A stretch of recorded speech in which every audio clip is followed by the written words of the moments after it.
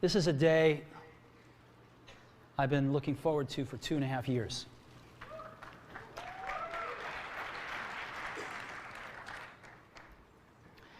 Every once in a while, a revolutionary product comes along that changes everything. And Apple has been, well, first of all, one's very fortunate if you get to work on just one of these in your career. Apple's been very fortunate.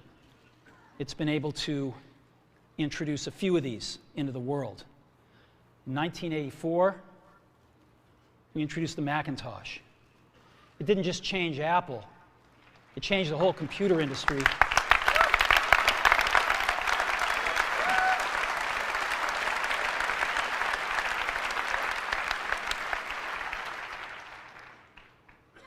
In 2001, we introduced the first iPod. And it didn't just change the way we all listen to music. It changed the entire music industry. Well, today, we're introducing 3 revolutionary products of this class. The first one is a widescreen iPod with touch controls.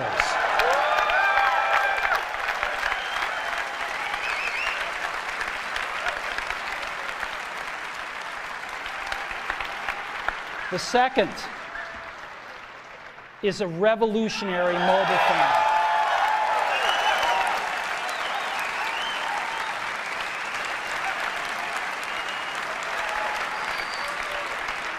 And the third is a breakthrough internet communications device.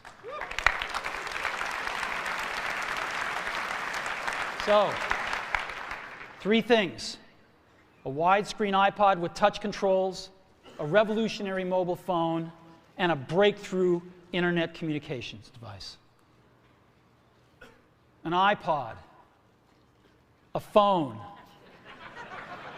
and an internet communicator. An iPod, a phone.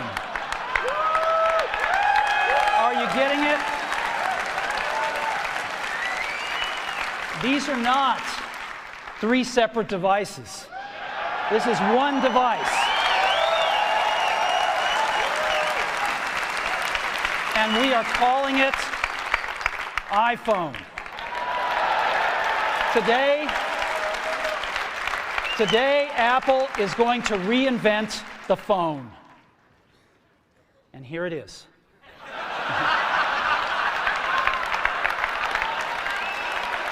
No. Actually, here it is, but we're going to leave it there for now. So, before we get into it, let me talk about a category of things. The most advanced phones are called smartphones, so they say. And they typically combine a phone plus some email capability, plus they say it's the internet, sort of the baby internet, into one device, and they all have these plastic little keyboards on them. And the problem is that they're not so smart, and they're not so easy to use. So if you kind of make a Business School 101 graph of the smart axis and the easy-to-use axis, phones, regular cell phones, are kind of right there. They're not so smart, and they're not so easy to use. But smartphones are definitely a little smarter, but they actually are harder to use. They're really complicated. Just for the basic stuff, people have a hard time figuring out how to use them. Well, we don't want to do either one of these things. What we want to do is make a leapfrog product that is way smarter than any mobile device has ever been and super easy to use. This is what iPhone is. Okay? So, we're going to reinvent the phone. Now, we're going to start with a revolutionary user interface. Is the result of years of research and development. And, of course, it's an interplay of hardware and software. Now, why do we need a revolutionary user interface? I mean, here's 4 smartphones, right? Motorola Q, the BlackBerry, Palm Treo, Nokia E62, the usual suspects. And what's wrong with their user interfaces? Well, the problem with them is really sort of in the bottom 40 there. It's this stuff right here. They all have these keyboards that are there whether you need them or not to be there. And they all have these control buttons that are fixed in plastic and are the same for every application. Well, every application wants a slightly different user interface, a slightly optimized set of buttons just for it. And what happens if you think of a great idea 6 months from now? You can't run around and add a button to these things. They're already shipped. So what do? It doesn't work because the buttons and the controls can't change. They can't change for each application, and they can't change down the road if you think of another great idea you want to add to this product. Well, how do you solve this? It turns out we have solved it. We solved it in computers 20 years ago. We solved it with a bitmap screen that could display anything we want, put any user interface up, and a pointing device. We solved it with the mouse, right? We solved this problem. So how are we going to take this to a mobile device? Well, what we're going to do is get rid of all these buttons and just make a giant screen. A giant screen. Now, how are we going to communicate this? We don't want to carry around a mouse, right? So what are we going to do? Oh, a stylus, right? We're going to use a stylus. No. No. Who wants a stylus? You have to get them and put them away and you lose them. Yuck. Nobody wants a stylus. So let's not use a stylus. We're going to use the best pointing device in the world. We're going to use a pointing device that we're all born with. We're born with 10 of them. We're going to use our fingers.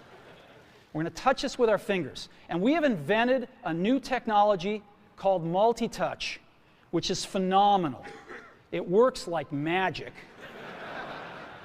You don't need a stylus. It's far more accurate than any touch display that's ever been shipped. It ignores unintended touches. It's super smart. You can do multi-finger gestures on it. And boy, have we patented it.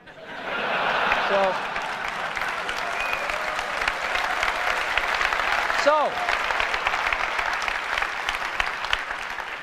we've been very lucky to have brought a few revolutionary user interfaces to the market in our time.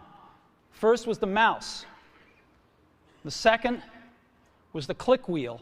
And now we're going to bring multi-touch to the market. And each of these revolutionary user interfaces has made possible a revolutionary product. The Mac, the iPod, and now the iPhone. So, a revolutionary user interface. We're going to build on top of that with software. Now, software on mobile phones is like baby software. It's not so powerful.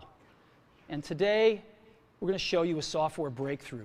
Software that's at least 5 years ahead of what's on any other phone.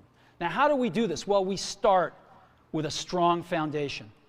iPhone runs OS X. Now,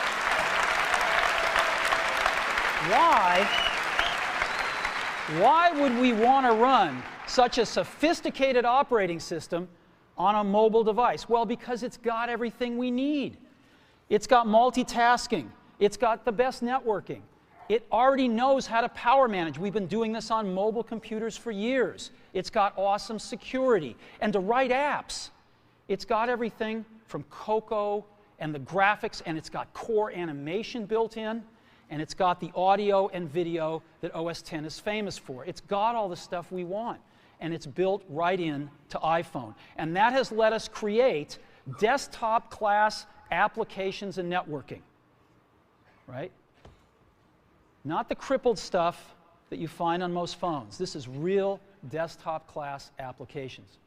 Now, you know, one of the pioneers of our industry, Alan Kay, has had a lot of great quotes throughout the years. And I ran across one of them recently that explains how we look at this, explains why we go about doing things the way we do, because we love software. And here's the quote. people who are really serious about software should make their own hardware. You know? Alan said this 30 years ago, and this is how we feel about it. And so we're bringing breakthrough software to a mobile device for the first time. It's 5 years ahead of anything on any other phone. The second thing we're doing is we're learning from the iPod, syncing with iTunes. You know, we're going to ship our 100 millionth iPod this year, and that's tens of millions of people that know how to sync these devices with their PCs or Mac and sync all of their media right onto their iPod, right?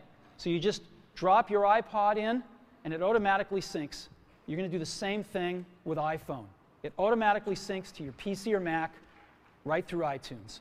And iTunes is going to sync all your media onto your iPhone, your music, your audiobooks, podcasts, movies, TV shows, music videos, but it also syncs a ton of data. Your contacts, your calendars, and your photos, which you can get on your iPod today, your notes, your bookmarks from your web browser, your email accounts, your whole email setup, all that stuff can be moved over to iPhone completely automatically. It's really nice. And we do it through iTunes. Again, you go to iTunes and you set it up, just like you'd set up an iPod or an Apple TV. And you set up what you want synced to your iPhone. And it's just like an iPod. Charge and sync. So sync with iTunes. Third thing I want to talk about a little is design. We've designed something wonderful for your hand. Just wonderful. And this is what it looks like. It's got a 3.5-inch screen on it. It's really big. And it's the highest resolution screen we've ever shipped. It's 160 pixels per inch. Highest we've ever shipped. It's gorgeous. And on the front, there's only one button down there. We call it the home button. It takes you home from wherever you are. And that's it. Let's take a look at the side. It's really thin. It's thinner than any smartphone out there at 11.6 millimeters. Thinner than the Q, thinner than the Blackjack, thinner than all of them. It's really nice. And we got some controls on the side. We got a little switch for ring and silent. We've got a volume up and down control. Let's look at the back.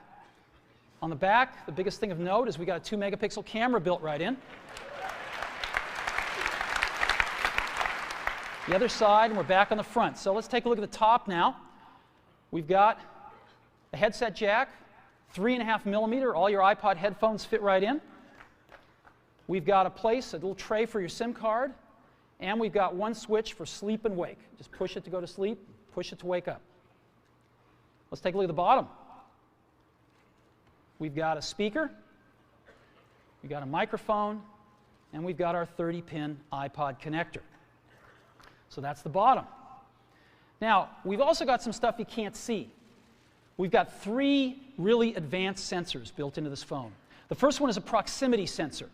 It senses when physical objects get close. So when you bring iPhone up to your ear to take a phone call, it turns off the display and it turns off the touch sensor instantly. Well, why do you want to do that? Well, 1, to save battery, but 2, so you don't get spurious inputs from your face into the touchscreen. Just automatically turns them off, take it away, boom, it's back on. So it's got a proximity sensor built in. It's got an ambient light sensor as well. We sense the ambient lighting conditions and adjust the brightness of the display to match the ambient lighting conditions. Again, better user experience, saves power. And the third thing we've got is an accelerometer, so that we can tell when you switch from portrait to landscape.